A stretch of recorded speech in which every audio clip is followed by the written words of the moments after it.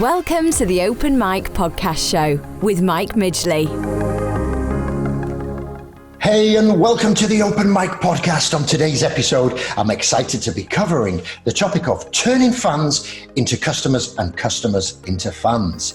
Today's influencer guest is David Meerman Scott, the founder of David Meerman Scott, and David is based out of Lexington, Massachusetts, over in the US. Welcome to the show, David. It's an absolute pleasure to interview you today. Thanks for joining us. Thanks so much, Mike. I'm honored to be here. We have a ton in common, and I can't wait to get talking about it. Absolutely. That's great. And if you want to check out David on social, you can do that at davidmeermanscott.com on his website, as well as at LinkedIn at David Meerman Scott. You can get him on Twitter at DM Scott as well. For those listening on the apps, we'll put these in the show notes so you can click through and check out the amazing work. And we've got to really dig deep, and there's some interesting stories that we're going to find out. And, I always try and open the show, just talk a little bit about experiences that I've come across in my 20 or 25 odd year old entrepreneur career. And ultimately, when we're talking about turning fans into customers and customers into fans, we can always be so focused on going out there and getting new business that sometimes we don't always understand the value of the existing customer relationship and keeping them. And obviously, whilst we all know about word of mouth, what do we really do about it? And I think for me, when I sit on advisory boards as non-execs, I always see people who seem to overlook the value of their own customers. And whilst that's not the entire element of the show, we're going to touch in and out of that as well. So let's just talk a little bit about your background, David. As a keynote speaker, best-selling author, just tell us about the earlier set of books and obviously how you got started with your speaking career as well. Yeah, so I got started with my speaking career because I got fired from Thomson Reuters. So I was working for a company called NewsEdge. This was in the late 1990s, early 2000s. And in 2001, NewsEdge was acquired by Thomson Reuters. And very soon afterwards, they decided they didn't need my services anymore. And this was in a really, really tough job market because it was right after 9/11. Here in the States. And so I had to figure out what the heck I was going to do with the rest of my life. And I couldn't find a job. So I ended up doing initially some consulting, but then I started writing, initially magazine articles. Then I wrote a couple of books. And in 2007, a book I wrote called The New Rules of Marketing and PR hit the international bestseller lists. It's now in the 6th edition, and Wow. It's sold, it's crazy. It's sold over 400,000 copies in English, and it's available in 29 other languages, from Albanian to Vietnamese. So that book is done really, really, really well. And because of the success of that book and the success of that book in multiple languages, that got me invited to speak all over the world, which is something I absolutely love. And as we're talking today, the most recent speech I delivered was 2 days ago in Mexico for a group of Mazda dealers. So it's really it's a wonderful, wonderful way to make a living. I don't even feel like it's work. I get to travel all over the world, meet really interesting people, get on a stage and perform, and then get a check at the end of the day. Like who could argue with that, right? Amazing. And that's all 7 continents. And was it something like 41 countries or something like that? Yeah, David, something like that. I don't have the exact number in front of me, but it's over 40 countries that I've delivered speeches in, all 7 continents. And yes, that does include Antarctica. And I'm a geek about travel, so I've actually will frequently have a chance to visit other places when I'm on the road. I've been to 106 countries. Wow. Next week, I go to the Seychelles for the first time. That will be 107.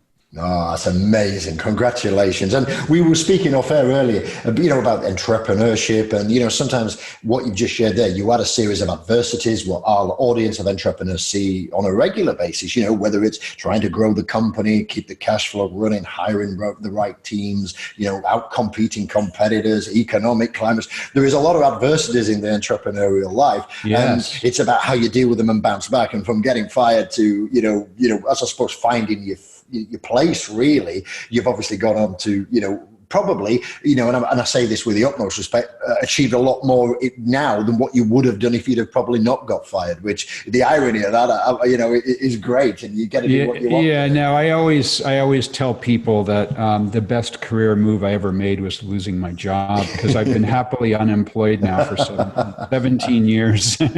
Amazing. Now, I've got to raise this because that was the earlier books, and of course you did. You wrote a book with Brian Halligan, the CEO of HubSpot, as well. Yes. Through that period, and also you sit on the advisory board at HubSpot as well. Yeah, part of that team. Tell us a little bit more about that. So it's an interesting story how we met, and it kind of leads into a new book that I've written that's coming out right now as this podcast comes out, and which we'll talk about later.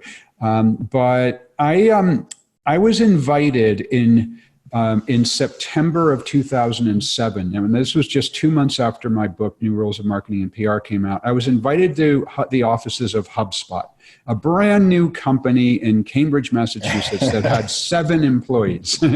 And so I live very close to there. It's less than a half an hour drive. So I thought, oh yeah, sure, I should meet these guys. So I went there. And I had never met them before. I didn't know anything about them. And they told me that the ideas that they built their company on are similar to the ideas in my book. So that's pretty cool. So I get there and I sit down at the table. This is the first minute that I've been, and I open up my notebook computer. And on the back of my notebook computer are a series of stickers. You know, it's a MacBook Pro and older generation MacBook Pro. This is 2007. And I had, and Brian Halligan, the CEO of HubSpot, says to me, hang on. We can't start this meeting until you tell me about those stickers on your computer. So I said, oh, cool. Okay, well, this is a Nantucket sticker. He goes, I know it's a Nantucket sticker. Why is it on there? And I said, well, I love Nantucket Island. I own a house on Nantucket Island. I've been going there for many years. It's a fabulous place. And Brian says, I go there every summer too. Amazing. Tell me about the Japan sticker on your computer. So I said, I lived in Japan for 7 years. My wife Yukari is Japanese, a very important place in my life. And Brian says, I lived in Japan too. And it turns out we actually lived there at a similar time. And then he says, tell me about that Grateful Dead Steal Your Face logo. Got one over my shoulder right here. I said, my favorite band. I've seen them 50 times. I love them.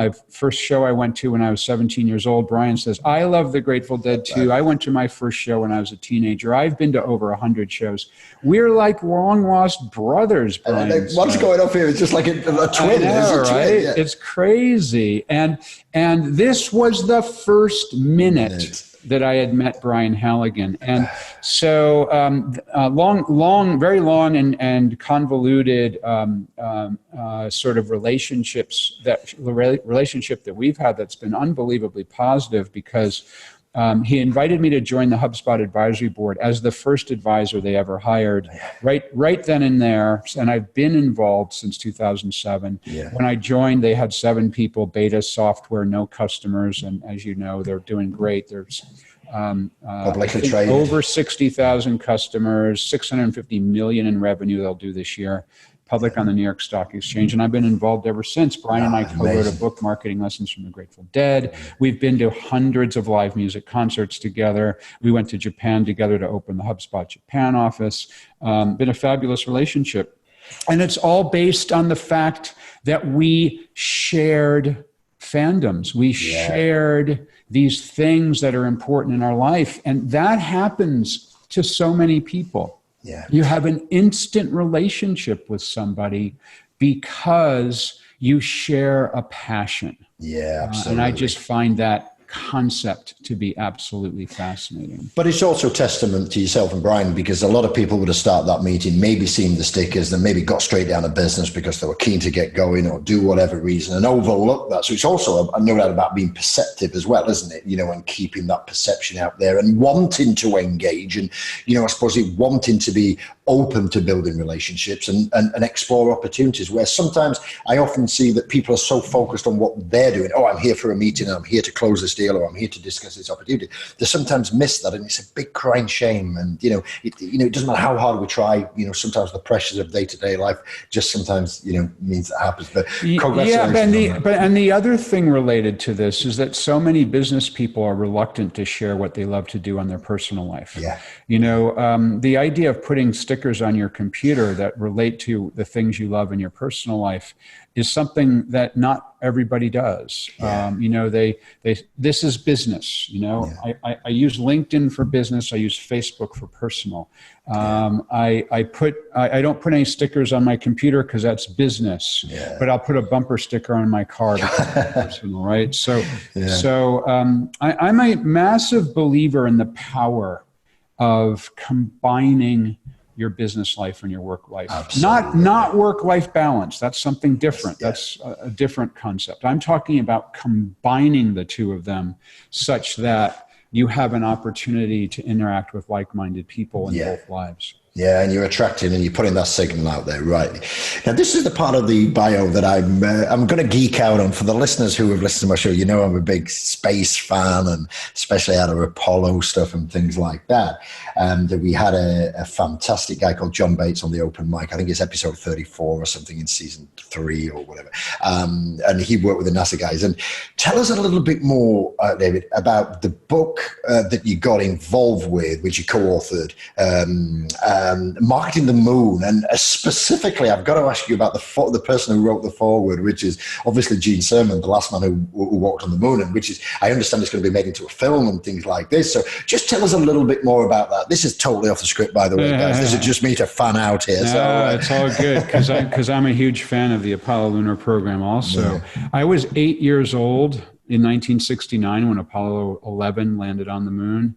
And it was a really, really important part of my life. I was a massive fan, still am, of the Apollo program because that was the thing I was interested in when I was a kid. Yeah. My friends were into sports or they were into other things. I was into the Apollo program. Those are my heroes. And I kind of lost track of the Apollo program for quite a few decades. And then about 15 years ago, I picked up a book on the Apollo program. It's like, God, I remember I was so into Apollo back in the late 60s, early 70s. And I read the book and it rekindled my passion for Apollo. And so I ended up then learning about it. And I realized that these guys are out there. You can meet them. And so I started going to events at Kennedy Space Center, their astronaut reunion events, and they were funded. They fund the events through a charity, and so I would always buy the highest level of the charity thing. And I've had an opportunity to sit at the table with Gene Cernan, the last man to walk on the moon, with Buzz Aldrin. I sat next to him for a whole dinner, and with Jim Lovell, the commander of Apollo 13. Yeah. And I've met more than half of the men who walked on the surface. Oh, it's amazing. And one time we were at one of these events. I was with my friend, and he said, "Hey, let's go hit the bar." So we went to the bar. And it was kind of a random time. It was like 4:00 in the afternoon. And so we went to the bar and it was empty except for 3 guys at one table. And we went over, "Hey, can we join you?" "Sure, come on down, sit down." So we're 2 hours, 5 of us, me and my buddy and 3 men who walked on the moon, chatting for 2 hours, which was amazing. Yeah, absolutely amazing. So more geekdom here. I have a museum in my house. Wow, tell me more. I have one of the best collections of artifacts from the Apollo lunar program in private hands. I own the rotational control handle that was used to control the spacecraft of Apollo 12. Wow. I own a checklist that was used on the surface of the moon on Apollo 17. I own an Apollo lunar module descent engine. I own an Apollo. Yeah, I own Apollo guidance computer, which was the computer that was used to control the both of the spacecraft, and that's the computer keyboard of the guidance computer. It's a really fabulous collection. ApolloArtifacts.com. You can see it yourself. So what I did was I combined a couple of my passions. I combined my love of the Apollo program with my love of marketing. And with a buddy of mine named Rich Jurek, we wrote a book called Marketing the Moon, and Gene Cernan, the last man to walk on the moon, wrote the foreword to the book. And that book was then optioned for a film, which came out in July of 2019, and it's called Chasing the Moon. It ended up being a 3-part miniseries on the American PBS channel in a program called American Experience, and you can check it out. So it became a film, which is kind of awesome. That's fabulous. Absolutely fabulous. So it's kind of cool that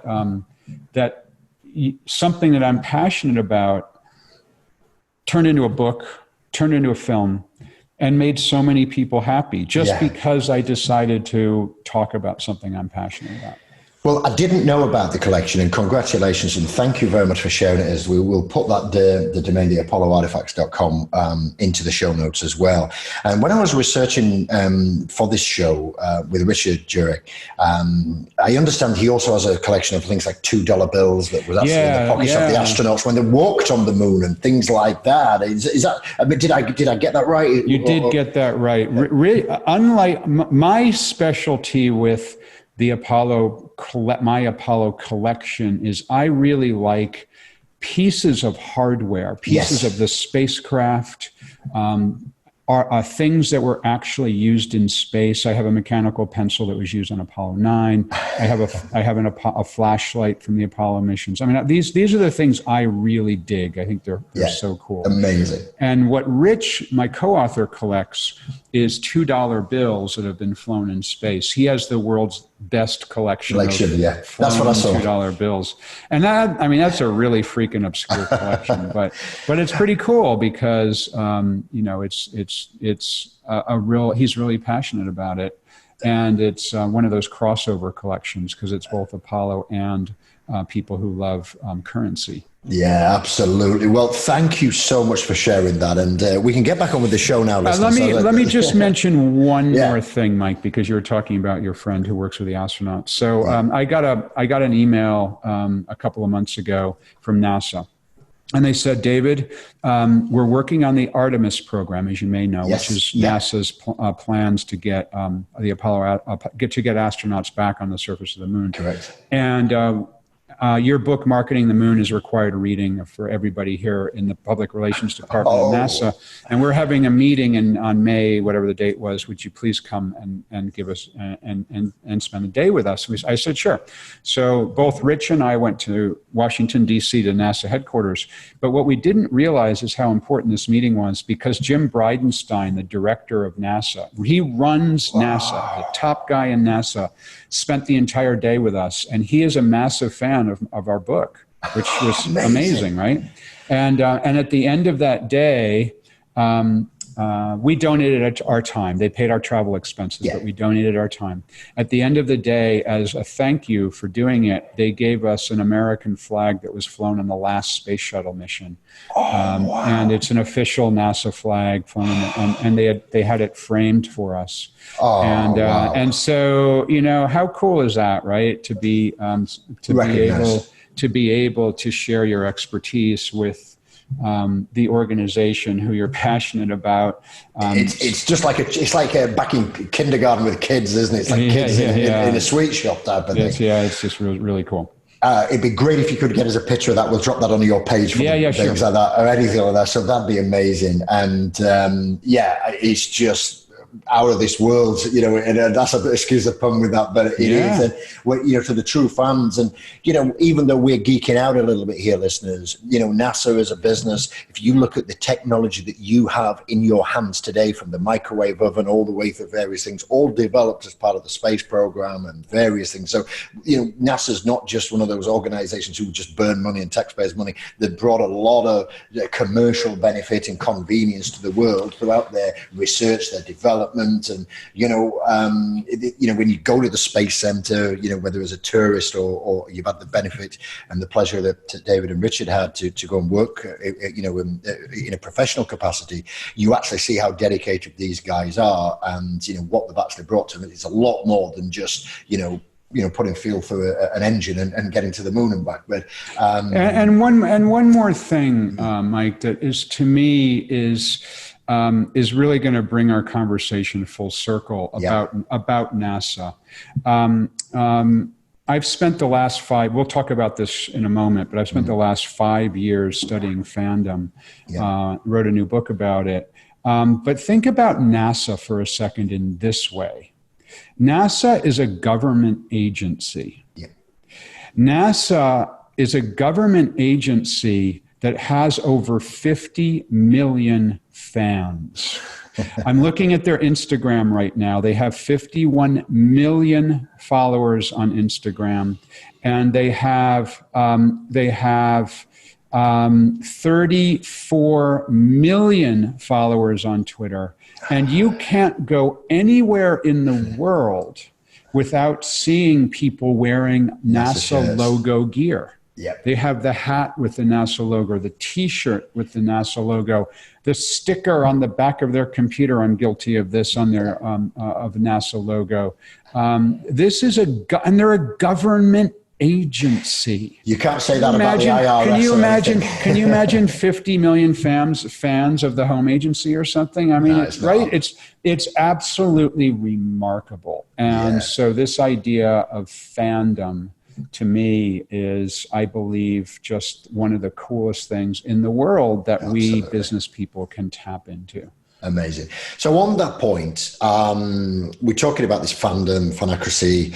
Tell us a little bit more, just before we get into more about that.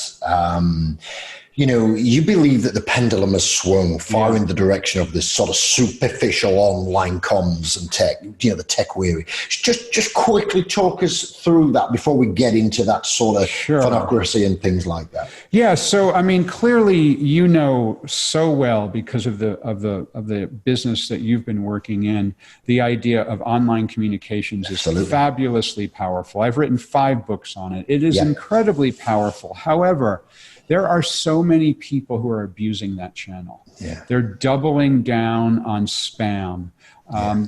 When they do have email subscribers, they send yet another message, like one a day. I get one a day from some of the companies that I follow, and I end up having to opt out of their unsubscribe. Things. It's crazy. And then you have the polarized political environment. In my country, it's Republicans versus Democrats. In your country, it's Brexit or not Brexit. That's what it's got to now, yeah? It has, right? And it's incredibly polarizing. And the social networks are optimized to feed that polarization, because that's when people pay attention, is when they get these messages in a polarized way.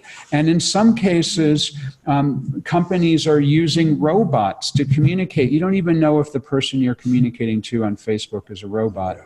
Many of the social networks require you to pay to get your information out there, whereas before it was naturally getting out there. Yes. So I believe, and there's, don't get me wrong, there's still tremendous power in online communications. That's not going away. Yeah. But I think the pendulum has swung too far in the direction of superficial online communications at a time when all of us are so hungry for a true human connection. Yeah. We're so hungry to have a real, live, personal experience with people. So I recognized this starting about 5 years ago. And I was thinking, on one hand, the pendulum has swung too far into the superficial online communications. But on the other hand, I am so passionate about NASA. I'm so passionate about the Grateful Dead and live music. And I was talking to my daughter, Reiko. She's 26 now. This is 5 years ago. She was 21. And I said, what is it with us? We're like such geeks about the things that we love. I love live music. I love the Grateful Dead. I've been 75 shows. And she says, I know, I love getting dressed up and going to Comic-Con with my friends. And she says, I love Harry Potter. So my daughter Reiko has not only read every Harry Potter book multiple times, seen every Harry Potter movie multiple times, been to the Wizarding World of Harry Potter theme park in Florida. Yeah, in Orlando, yeah. And she went to London or to wherever it is outside of London to go to the studios where they made the films. Right? Elstree Studios or something, I think. Yeah, massive Harry Potter fans. So we decided then and there to collaborate to do the research to figure out what's going on with this idea of fandom. Yeah. And so we did. We spent 5 years in the early bits researching and then writing these ideas around what is fandom? How does it work? What are the neuroscience? My daughter, by the way, is a neuroscientist. Yeah. She did a neuroscience degree at Columbia University. She's now in her final year of medical school. Amazing. And so we looked specifically at the neuroscience background of what's going on in your brain when you become a fan of something. And then, and we looked at lots of other aspects too. That's just one aspect. And then we created a 10-step prescription for how organizations and or people can build what we call a fanocracy of their own. And it's been a wonderful process to go through, not only because it was with my daughter, but just because I believe that this is incredibly powerful. Absolutely the next wave of where business is going, next wave of business growth. And I'm so excited that as we're talking today, this book is coming out. When you launch the podcast, it's coming out the next day, which is fabulous. It is. And, we're going to put a link in there to the Fanocracy book. Obviously, go check out David's other books as well, but and we'll put those links in. But this is, think about when it's slightly different to what I'm going to talk about. But I look back when I was younger about hero worship of sports stars. And, I suppose it's similar to a degree. You get committed to something, you're passionate, especially in the sports world, the rivalry between either soccer or, baseball teams or, whatever else it may be. And we call it hero worship, whether it's superheroes or whatever it would be, music idols, you got the Grateful Dead there and various things. But it's often, like I said, right at the top of the show, guys, as business leaders.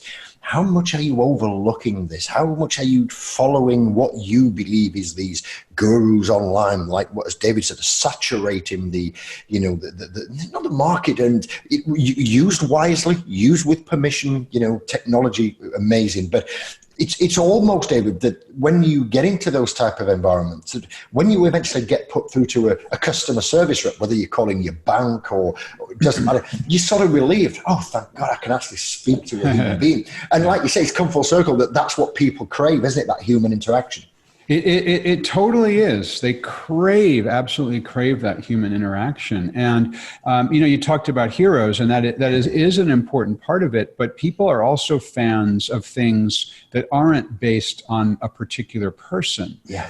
They might be fans of, like I am, of vintage Land Rovers, and which you have a lot of in your country. We do.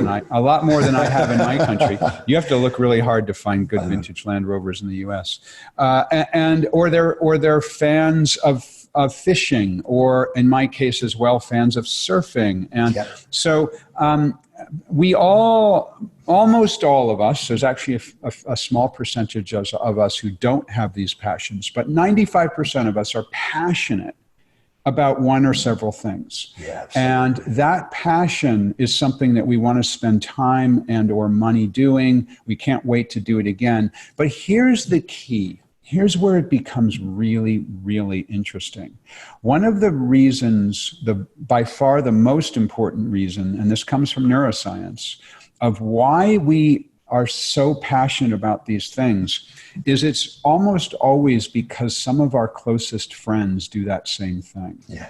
So, for example, with me in live music, people like Brian Halligan and some of my other friends who are always up to go see a show, those are among my best friends. Yeah. And I may only see them once a month or once a quarter when we go to a show, and I may not see them the rest of the month or the rest of the quarter, but that's such a passionate time to be together. My daughter, when she gets dressed up to go to Comic-Con, the people that get dressed up with her, who share that like-minded activity, are among her best friends. Yeah. And take a look at HubSpot.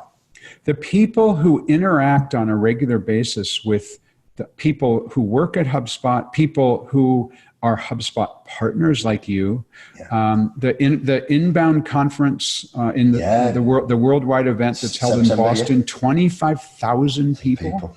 That is the same thing.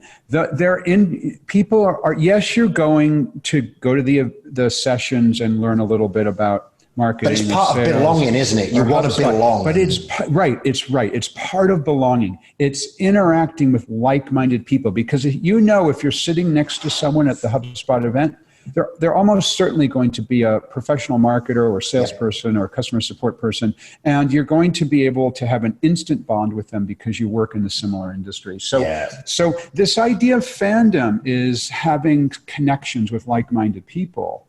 And that is among the most powerful kind of human connection there is. And you're able to tap that to grow business, which is amazing. It is. And I know as we sort of some sort of subtopics we're going to chat around, and, the power of fan-centric businesses, whether we use HubSpot, use NASA government department, just talk to us, if I'm a CEO, I'm a C-suite exec, I'm listening to this and I'm thinking, I need to take a step forward in the right direction so my business can, tap into that power of fan-centric businesses. Well, talk us a little bit more about your ideas on that. So let me share one very specific idea, and it is the concept of proximity. So neuroscience tells us that we humans have hard-coded in our DNA. It's in our, it goes back to our ancient human brain. We can't change it. It's hardwired that the closer we get to someone, the more powerful the shared emotions are. Yeah. So what that means, if you have a positive relationship with someone, and you get physically closer to that person, you have a powerful, positive connection with that person. And if you don't have a good relationship with them, or you don't know them at all, it's possible to have a negative emotional connection. So this is why when you're at for example, HubSpot Inbound, and you're with like-minded people, and for sure that everyone in here it's a big love fest. We all love one another. So being physically close to those people is a very positive human emotions. If you're in a crowded elevator or waiting for the tube, that can be a negative. Let's say it's 11 o'clock at night. You're on a quiet platform waiting for the train to arrive, and somebody comes up next to you. That is close proximity. That can be a very negative thing, because our brain kicks in the fight or flight mechanism, and we can't help that. So here's what that means in a practical sense. What it means is that there are different stages of proximity. And I've got a cool graphic we could stick in the show notes too around this. So further than 12 feet away is what's called public space. Public space, our human brains do not track people carefully. We know they're there, but we don't track them carefully. So you walk into a room and you see people pretty far away from you, you don't think about it too much. But once they get within about 12 feet, they've entered what's called your social space, and our brains can't help it. We track those people. We want to know, is that person a friend, a foe, or a possible mate? Yeah, they're a threat or something. Can't help it. Our brain is kicking in its survival mechanism. Once it gets within 4 feet, that's called personal space. That's way more powerful. That's cocktail party distance. And so that means if you're at a cocktail party and you're having a chat with someone who very, very, very positive experience. Here's what that means for business. Can you get within the personal space of your customers? Interesting. Literally, can you figure out how to do that? Can you have lunch with people more often than you do now? Can you hold a physical event, hold a meeting? Can you maybe visit customers on a more regular basis? That interaction is fabulously powerful. And, a number of examples we shared in our book, but one of the ones is I'm most fascinated by is the entire recreational vehicle industry, sort of camping caravan cars in the United States was in dire straits in 2008.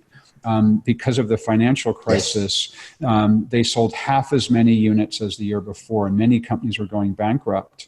So it turns out that the entire RV industry looked at how can we create something to help us to get out of this really huge problem. And what they realized is that the younger generation, the so-called millennial generation, loves to camp in groups of people, whereas the older generation, my age, likes to camp in family units. And this was a huge insight. So they created a huge marketing campaign around literally showing in photographs millennials who are camping in groups. And then they got campgrounds to create campgrounds that are specifically for millennials, where there were multiple places to camp in one spot so that 20 people could camp together, as opposed to the way they organize it around families. And this then created a huge explosion in the number of RVs that were sold. Because people wanted to be part of that and go and experience that, because they visualize it. I want to be part of it. I'm there. And then once they did it once, then they wanted to do it again. And millennials, people in their 20s and up to mid 30, are among the most passionate about camping now, because they can camp in the way they want to among like-minded people, together with people in their the personal space, the physical space of the people that they enjoy being with. That space is the know them, the like them, the trust them. It's all in there, isn't it? And this is a real simple concept. But it's rooted in neuroscience. And it's one of the most important aspects of developing fans. Yes, it's simple, but it's something that not many people actually make important in their business. Is how can I physically get closer to someone? And there's another step of it, Mike, that's also really fascinating. Also comes from neuroscience, and it's the power of mirror neurons. Here's the concept with mirror neurons. The concept is that our brains, when we see someone do something, our brain fires as if we were doing it ourselves. Let me demonstrate that for you right now. I've got a slice of lemon and I've got an entire lemon. If I take a bite of this lemon, I can immediately feel it. And on my tongue, I can feel it. It's tart. It makes my mouth constrict a little bit. Like immediately, my saliva glands are firing. My eyes instinctively kind of close up. And it's incredibly a powerful thing, biting into a lemon. And I would guess that you feel a little bit of lemon in your mouth too right now. And I started to frown and close my eyes when he was doing it as well. And your saliva glands are kicking in a little bit. That's the power of mirror neurons. Now, what's interesting about this is this explains why we feel we personally know people on television or in the movies, even though we've never met them, because we feel as though we're in their personal space. Now, here's what this means from a practical perspective for business. What it means is that when you're doing a video, putting it on YouTube, or like we're doing right now, a video that's could become a video podcast, or you take photographs, you should crop them like I'm cropped right now, as if I'm 4 feet away from you. So, Mike, I would suggest from now on, as you're recording your podcast, that you crop it more like mine. Because you look like you're about 6 or 8 feet away from the camera. And if you get a little closer, you're going to have a more powerful human relationship with people on the other end of the screen. That's great feedback. And so very practically, what this means is if you begin to use photographs and video in a more powerful way, cropped as if you're 4 feet away from the camera, it even explains the humble selfie. because your arm is 4 feet away, and selfies are among the most commonly shared social media posts because it's that powerful human connection. It is. And I was speaking to Dennis Yu at a conference that we did in London, and he talks about having that 45-degree angle portrait 60-second video because it's the one that's most personal, fills the real estate. So it follows on from there. Actually, I'm about 3.5-4 foot away from the camera, but you're absolutely right. But you must have a wide angle setting. Yeah, because so we want to be a lot closer. It looks like you're farther away. Yeah. So I'm probably not, you can see that there, just so there. But yeah, I get it and I understand it. And I think what I love about that, and for the listeners, my angle on the camera could be improved to get more personal, more developed. But that word that statement that you made about the cocktail party environment, you get it because you automatically feel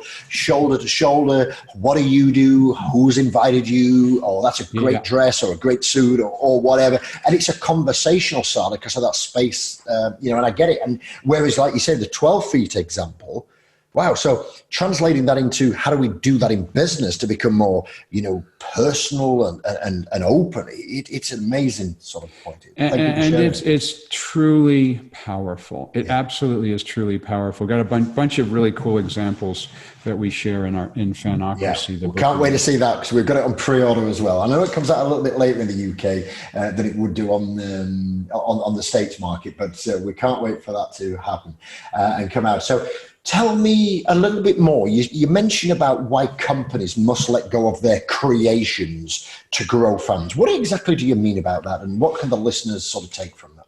So the idea of people getting really excited about the thing that they love is that they claim ownership over that thing that they love. It's not the band, it's my favorite band. It's not the sports team, it's my sports team. So what we recognized in doing our research is that some organizations try to control the way that people talk about the products and services and ideas in the company. Whereas people want to share in the way that they're most comfortable. They don't want to be told what to do. So to be successful with growing fans, you need to recognize that once you put your product or service or idea out there, it no longer belongs to you. It belongs to your customers, and hopefully those customers become fans. Yeah. And I'll give you an example of an organization that doesn't do such a great job with that. And it's Adobe. Right. So Adobe is the creator of the Photoshop software. Yeah, InDesign, Illustrator, all those a bunch of different ones. And my daughter, Reika, my co-author on Fanocracy, loves to make art using Photoshop. In fact, the one that's a self-portrait of her with a lion. She made that using Photoshop. And so she loves to do art. And Adobe, and she has many friends that she communicates with on blogs and chat rooms and so on about making art using Photoshop. Yeah. And she says that Adobe actively discourages them from engaging in conversation. And they specifically say, you cannot say that you Photoshopped something. You must say that you manipulated an image using Adobe, trademark R, Photoshop, trademark R, software.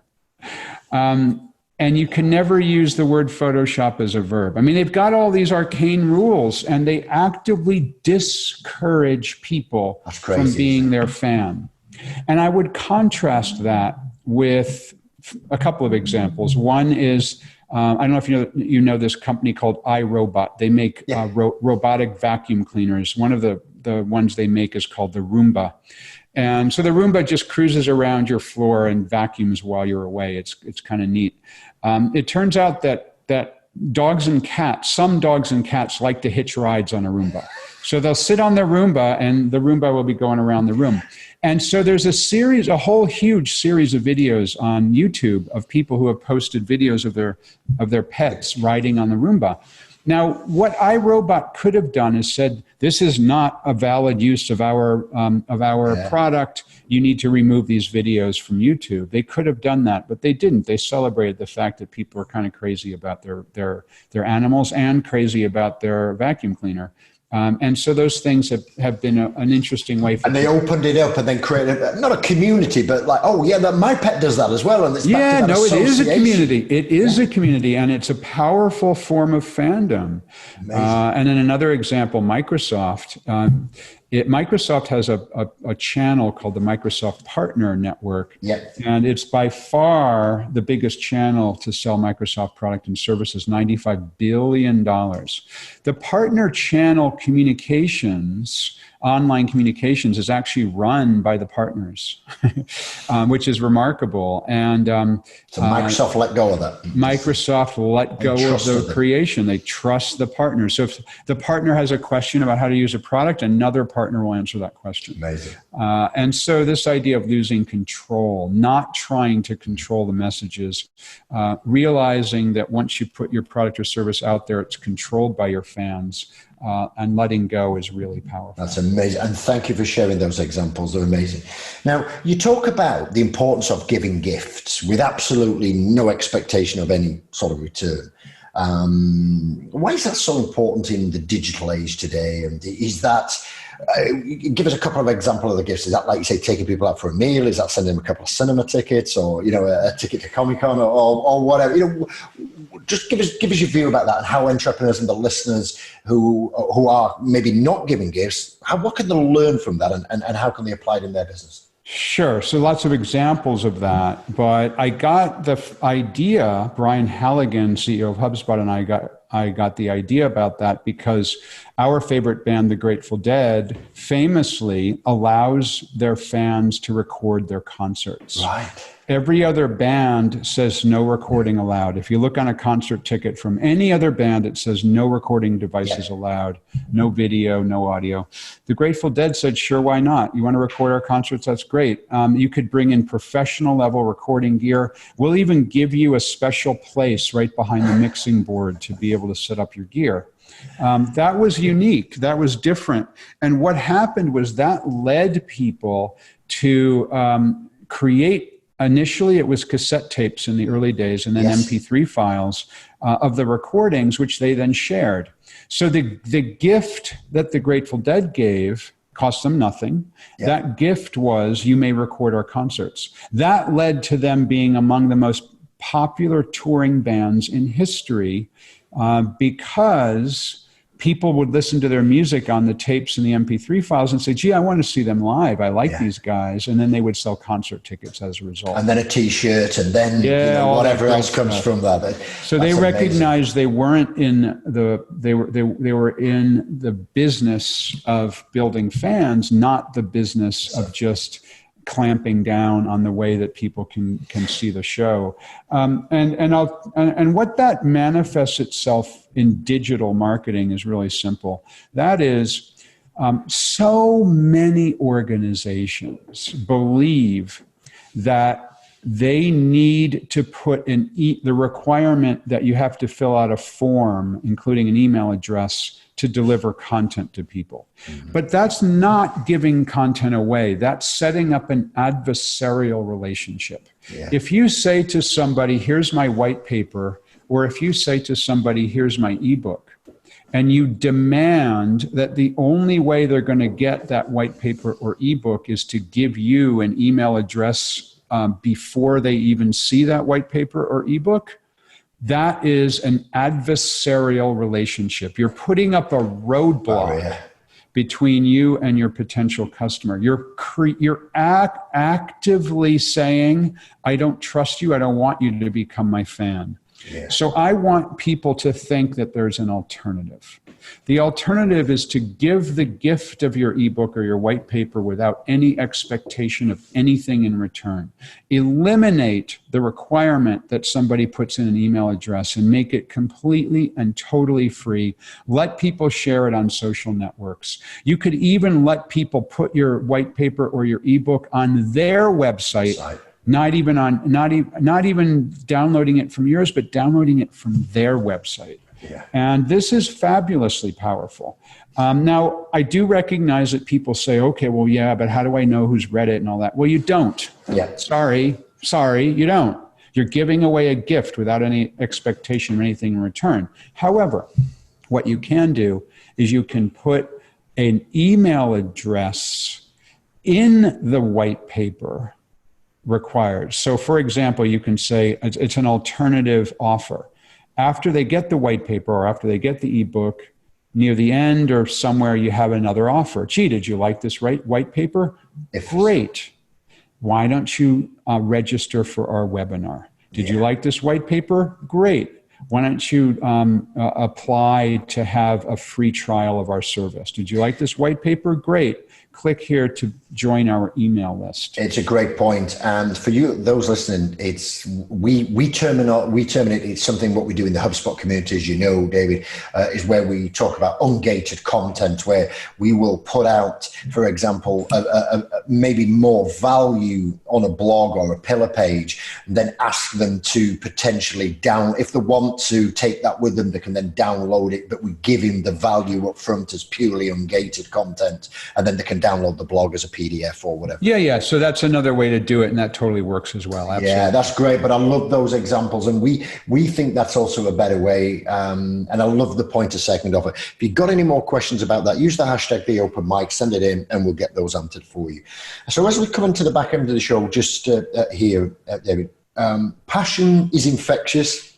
We were very animated about the NASA thing earlier on, both of us from that point. But why is passion so infectious? And, how employee passion, how does employees build fans as well? Can you just cover that for us? Yeah, passion is infectious because when people have a passion, even if you don't share that passion, it makes you happy. If somebody loves a certain sports team, even if you don't, that passion shines through. And so what we learned, a couple of things. We learned, number one, people who are passionate about things live a better life. Yeah. They live a more joyful purposeful life. Yeah. Yeah, it is. And number two, people who are passionate about something make better employees, because if you're passionate about something in your private life, you can translate that kind of passion to your business life. Yeah, you can. And when people encounter you in business, it's infectious. It absolutely is. So we had CEOs who told us that the most important thing they look for in hiring potential employees are people who have passion for something. Yeah. I had one person who told me that they ask one question, which is the most important question in an interview for someone who's potentially going to get a job. The question is this: if there were 2,000 people in a room, what could you confidently say you are the best at? Wow. And the person, the woman who told us she uses this particular question told us that what this gets at is, what are you passionate about? And then if the person lights up and they get excited and they go, oh my God, I am such a good whatever it is, and then they go on, that's the person that this woman will hire, because that's the person who has the potential to be passionate about the business that she's hiring them into. Brilliant. Thanks for sharing. Before we wrap out on the show, David, firstly, thank you for sharing these insights. Oh, my pleasure. Been amazing. Tell us a little bit more about the book. I know we've referenced it a couple more times. It's out tomorrow. Fanocracy. It's Fanocracy, turning fans into customers and customers into fans. A really deep dive into the idea of fandom, which we've been talking about for the last hour, and also passions, and how these passions that we have can turn into really great business. Co-wrote it with my 26-year-old daughter. So we've got not only a middle-aged white guy, middle-aged white man, we've also got a millennial mixed race neuroscientist woman as co-authors. So it's really cool in that way. Way and we can get that on all major bookstores. Oh, Amazon. yeah. Can we get it on Audible as well? Will it come out on Audible and all the major channels? Absolutely. Reiko and I co-read the book for Audible, and it's coming out exact same time. It should be out already as people are listening. That's great. It's really funny. We don't have time to discuss it today, but when you next to see Dan, remind him about how he had to be interviewed to do his own reading of the Inbound Organization. He goes, "No, I'm Dan Tyler. I want to read it." He goes, "No, you're going to be interviewed." And it was a really funny story about that. Nice. But I hope you've enjoyed it, David. You've been an absolute diamond. Thank you very much indeed. The insights have been outstanding. We'll put all the links in. Please send us the flag of the NASA, and that infographic as well you was talking about. We'll get that in there. If you want to reach David, head over to davidmeermanscott.com. Obviously, you can reach out. We'll put all the show notes in there as well. It's been an absolute pleasure. Thank you so much, David. The value has been out of this world. Thank you so much. Thank you, Mike. Out of this world is right. Thank you so much. Thanks. That's great. And we really appreciate you continuing your growth engine journey. We appreciate it. It's a hard tussle have there. But as always, to get in the game, go do the hustle, go make it happen. And we're going to look forward to catching up with you on the Open Mic podcast real soon. Take care and have a great weekend.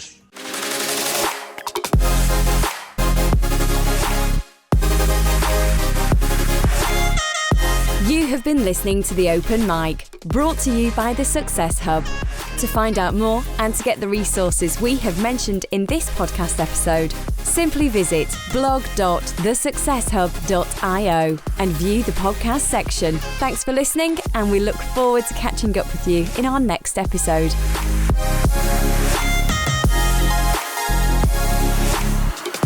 This podcast and associated materials is published under copyright to The Success Hub. All rights reserved. No reproduction of this material is permitted.